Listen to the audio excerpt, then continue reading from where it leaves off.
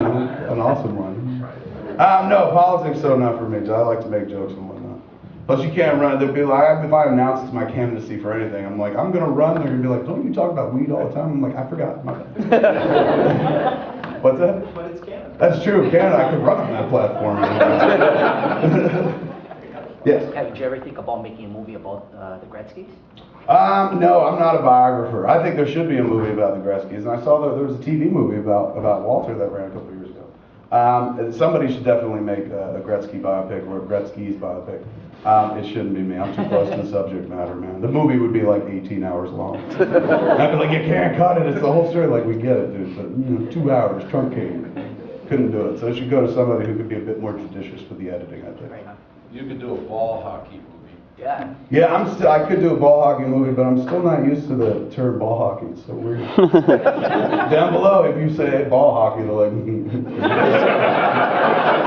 call it street hockey. No ball hockey flick, but the next flick that I got this movie coming out at the end of the month, and then the next movie I want to make is a movie called Hit Somebody, which is based on Warren Zevon's song that Mitch Albom wrote the lyrics for. And it's a hockey movie. It's the story of a goon. Plays the song is not quite clear, but in our movie he plays in the WHA, and it's not the WHA because I don't want to have to get everyone's clearance and stuff. So we'll make up our own league. But it's a hockey fable. It's basically I keep people like, what do you mean? What is it? What is it? You listen to the song, the whole movie's there. It's 3 acts and whatnot. But I just see it as a Forrest Gump of sports movies in some way. I mean that's ambitious. It's not like Nixon won't be in it. But but Trudeau might be. We never know. What about Walter Gretzky? There's absolutely a Gretzky-ish figure, but yeah, it's more definitely a fable. So I don't want to, for me in our movie, the NHL absolutely exists, but it's the thing that everyone works toward. Like in The Great Gatsby, there's the green light that always represents. NHL is what they're all working toward, what everybody dreams about. Our movie's gonna be set more in a WHA type league, so I don't want to. I'm leaning on hockey history considerably, but I'm not using figures. I'm kind of creating figures, but combining characters and whatnot. Naturally, there's a Gretzky character. Set in present time? No, it's set in the 70s. Kind of ends about 1980, just when the game started to really change. Your thoughts on Devils lost last night? Jesus. I mean, look, that was my gift to you as I was coming to town. As you know, when you go to somebody else's world, you pay tributes. I was just like, my team will lose to you. Thank you for letting me into your city. Look, it couldn't come at a better time. I mean, I'm glad. I'm a huge Devils fan, but I'm almost glad. They made huge moves the other day with big trades, and that they deserve to win again. I mean, come on, if they had lost, it would have been like, God Almighty. So, Marty's dime goal, and I'm not saying that means that it's a ticket to win, but I'm just saying I think they deserve it. I was happy they won, and I say that as a Devils fan, just because like I said, those were some big trades. But the fan part of me was just like, really? Fucking make believe?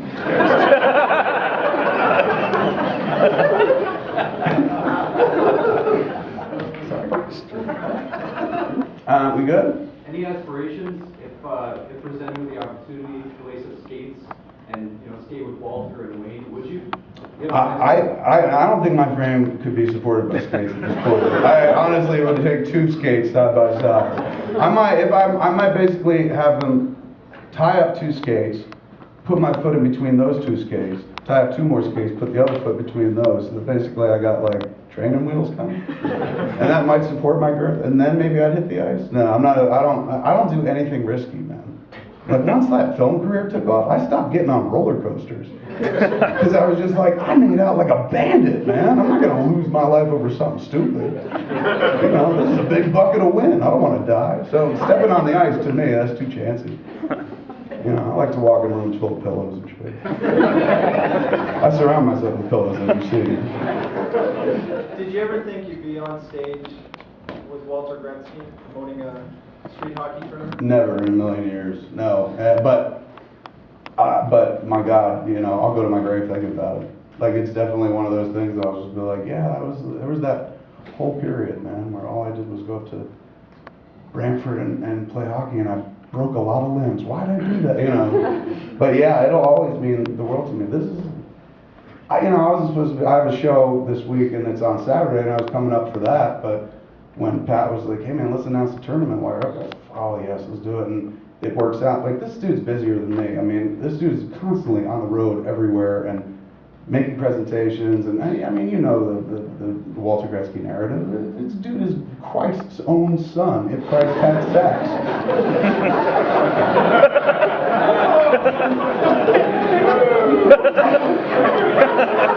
Don't take that picture.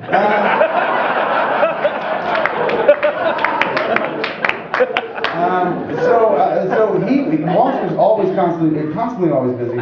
We found this little window where I was like, if I come in early, he'll be able to do this before. He's heading off to somewhere else like right after this.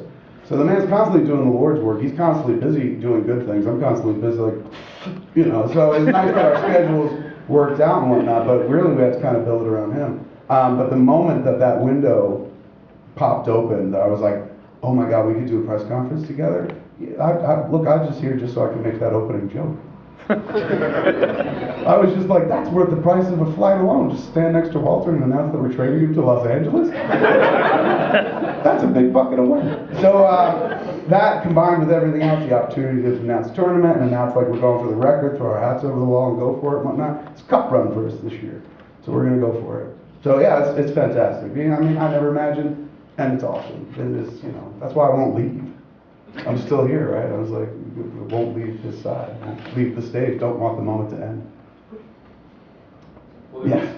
Kevin, Alanis was here for the opening and is a big Gretzky fan. Any thoughts on getting her to sing the national anthem for your?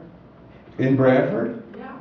I don't know that there's many people that I could convince to come with me on that trek to Brantford in that way. You know, I'll see. I'm working on it. I mean, I brought like people from my movies and whatnot. Other people are like, where is it? Where's Canada? You know. But she knows where Canada is. She might make the trip. I don't know if I'll get her to come out for this though. She's pretty famous.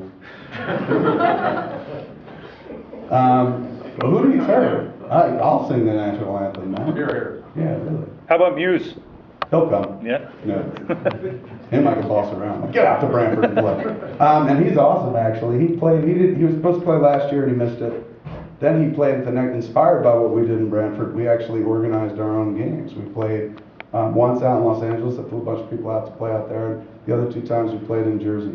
And Muse played with us in those games, and it was obscene. He took captaincy so seriously, it was crazy. He took captaincy to coaching, and he was barking at everybody about what plays to make and shit like this. This dude had no idea what a shift was, had no idea what a line was. You know, he just wanted to see 9 people out there. He's like, if we have that many people, they'll stop. And I'm like, dude, we're only allowed this many. And me, you know. So he'll be there this year, man. And boy, he's fun to watch play. He's all heart, no talent, all heart. Good enough. I think so. Anyone else? Because then we're gonna break into the.